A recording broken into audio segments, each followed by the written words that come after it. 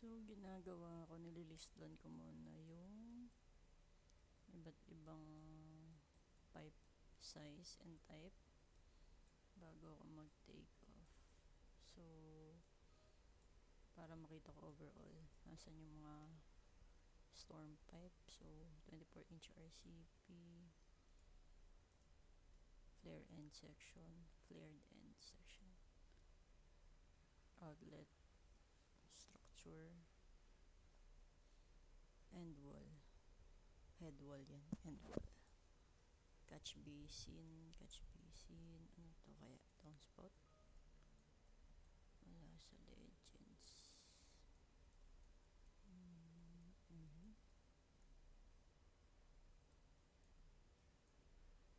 Check din sa storm structure table, manhole junction box, concrete catch basin, drop inlet, catch basin, ano kaya ito? CG05, storm clean out, junction box, end wall 102, EW 102, concrete end wall, head wall, same lang yun. Cleared end section, OCS ulit.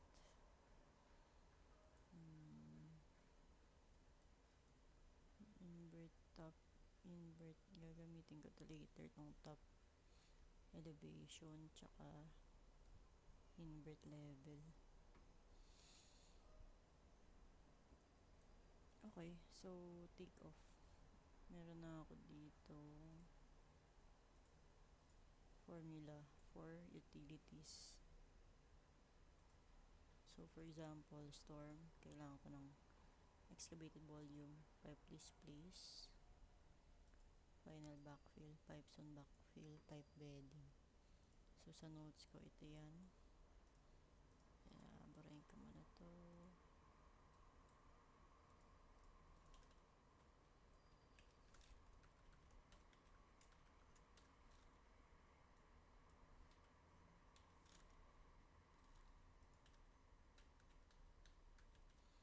So para malaman ko yung values na to, kailangan kong hanapin yung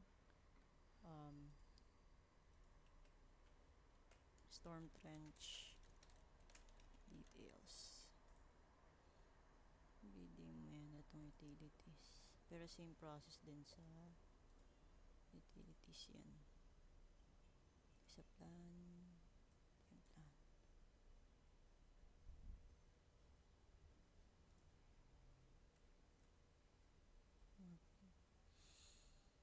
EC details, utility landscape, notes, EC site notes, curb and gutter, post. Ito utilities, utility notes. So ito is for roadway, existing roadway, PVC pipe backfill. So meron for PVC,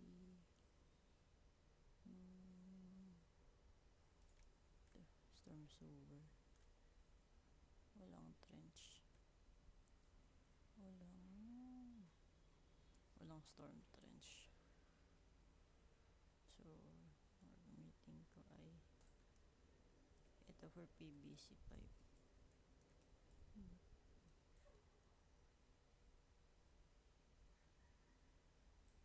Sewer din pala to kasi nga utilities.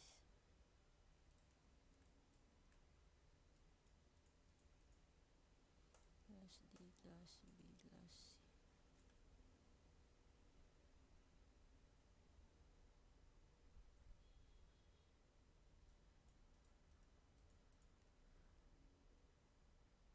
Okay, so wala akong trench detail. So, note na storm trench details. So, itong width, assume lang ng 2 feet plus odd. Assume. Tapos, wala ako nito. Depth. ito assumed. So, basically, lahat ng values are assumed lang muna for now. Okay. Pero itong mga assumptions, based sa mga old projects, so it makes sense pa rin naman. So, copy. Copy ko to, no storm details.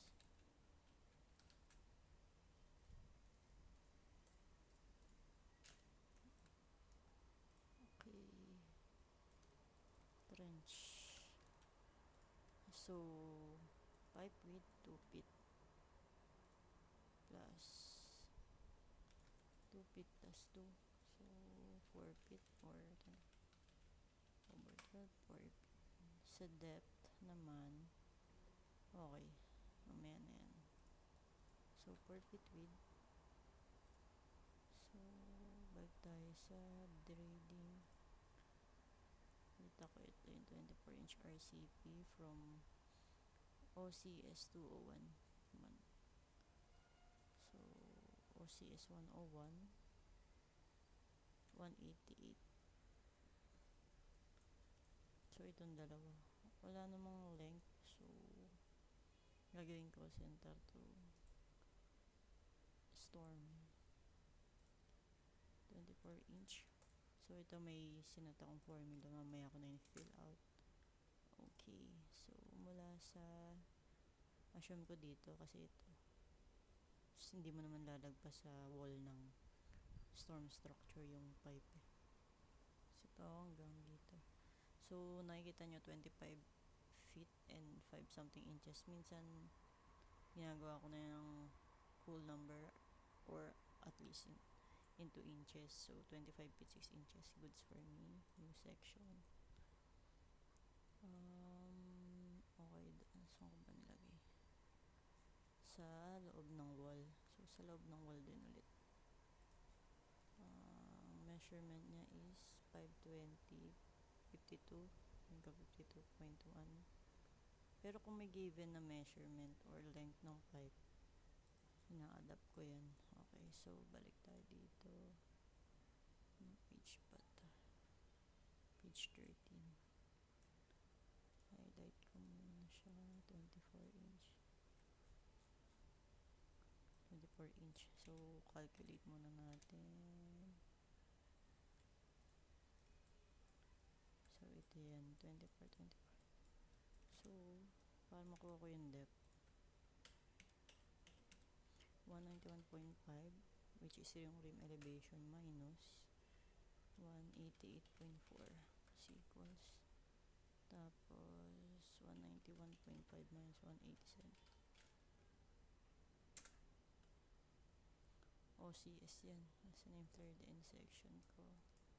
FE is 100, tsaka FE is 200. Wala yung FE is 100. So, ito yan.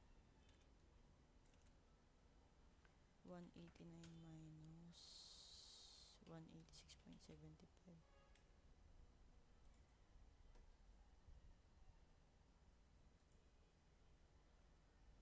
So, yung head wall and so, itsura niyan.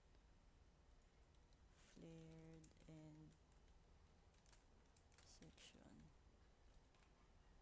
Yan yung flared end section. So, makikita nyo yung shape niya sa plan. Same din.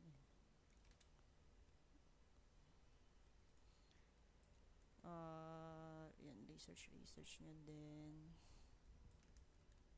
Para maging familiar kayo sa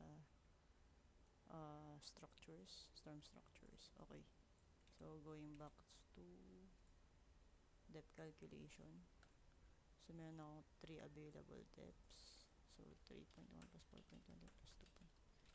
Is equal to 9.6 feet. Divide ko sa 3. So, kinukuha ko lang yung average depth niya. So, 3.2.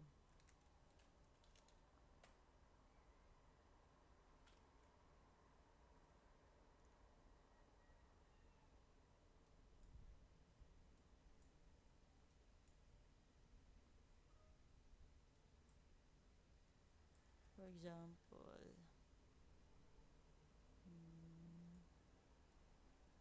ito yung trench mo.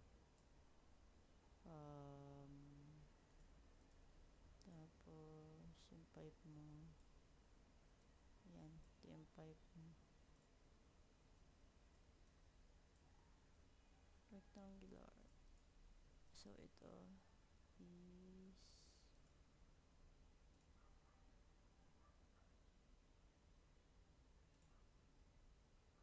ito yung bedding. 6 inch yan. Okay.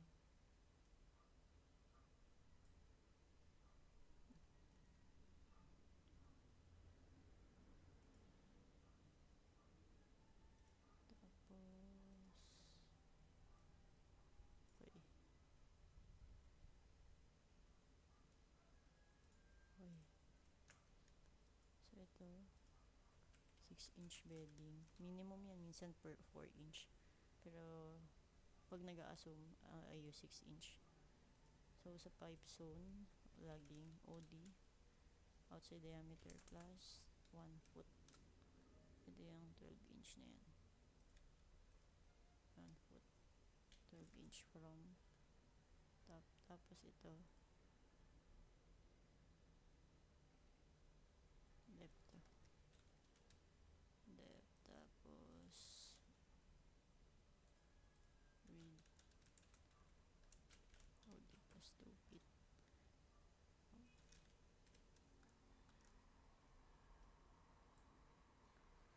Ito, kaya naging OD plus 2 feet is 12-inch clearance. Okay. So, ito yung nakalculate ko, 3.2 yung average from invert. Ito yan. Arrow. Yan. Ay, pangit. Drawing ko na lang. Ito yung invert. Invert level. Tapos, ito yung rim. Okay. So, ito yan, rim minus invert level. So, 3.2 plus 6 inches for the bedding. That will make it like 3.7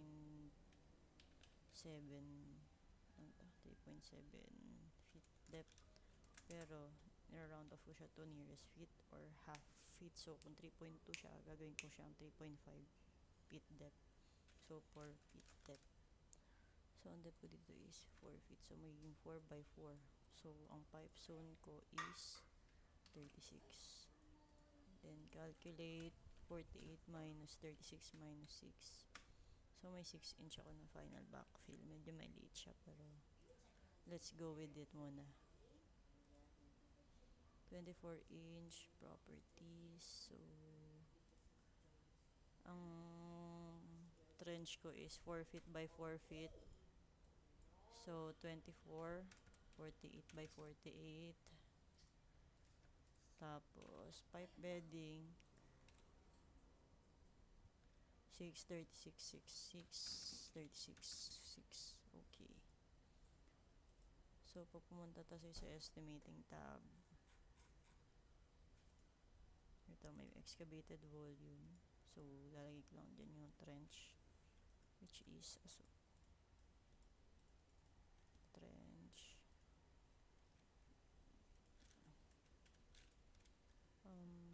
final backfill, tapos, pipe zone,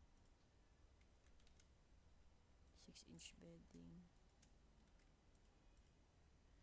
So, to double check naman yung mga values kung tama yung formula. Like, kung double check, so 4 times 4 for the trench, ito, times length, 77.58 over 27. So, feet times feet times feet, cubic feet. So, para maging cubic yards, divide by 27. 45.97. So, tama. So, final backfill. 0.56 inches times 4 feet times 7 cm. 5.75. Tama. Itong pipe displaced, ito yan. displace. Ganyan. So, yan. Yan yung pag-calculate ng volumes and beddings. Iba-iba kasing iba-iba siyang material. So, tingnan natin yung samples ng trench for sewer. Say for example, ito. Number 57 stone yung gamit for bedding, 46-inch minimum. 2 pipe zone, and then sa backfill naman is 5 feet. I mean, ano ba nakalagay yan? Flowable fill. Pero sa ano naman to eh? Sa for existing roadway. Itong sa sewer. Ayan, 57 stone din. And then yung backfill is walang nakalagay. Pero mostly ano yung crushed stone. Okay, so basic. Ganun lang yun sa drainage. Kung paano mag-calculate. And then, since ginawa ko na tong RCP, kunin ko na rin yung storm. May OCS. Control structure ata yan.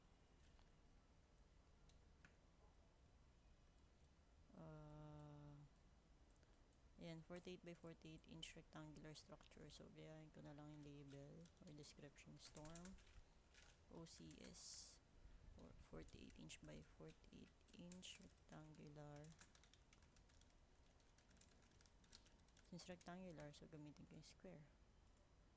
So, meron akong dalawa. OCS 101 tsaka OCS 102 ay 201.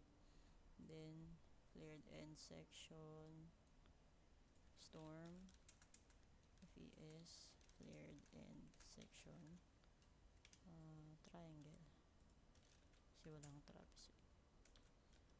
Okay.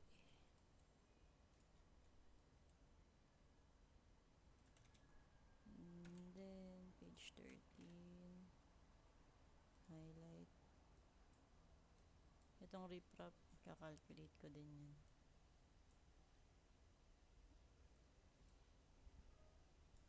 Note ko muna yan dito. Saan ba nilagay? Ito pala, riprap. So, 12 feet by 6 feet by 18 inch thick. Yung isa ay 12, 6, 18 ba? Pwede na. So, since rectangular lang naman siya, 12 times 6 times, ano yung 18 over is equal to 108 over 27 4 cubic yards per riprap. So, balik ako sa riprap muna. Ay. Saan na yung riprap ko? Riprap. So, ito, kailangan ko siyang paghiwalayin. So, dahil sa kabila. Since magkaiba silang shape, dun dahil sa rectangular riprap. Ayun. Isa lang mo to. 70.0 to. So, properties. So, punta tayo sa easy paste to riprap. Ito. So, add ako ng volume. Hindi, copy ko na lang. For new sub item. New material. Yan, material pala. Okay. So, right para pumasok siya sa nag-paste. Hindi ko yung nilagay. Silk pencil ka dyan, B. Copy. Yes. So, delete ko to.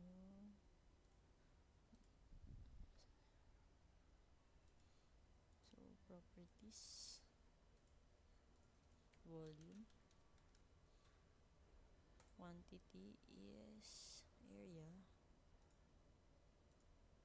Area ng lip top. So, take off. Take off, which is yung area times 4.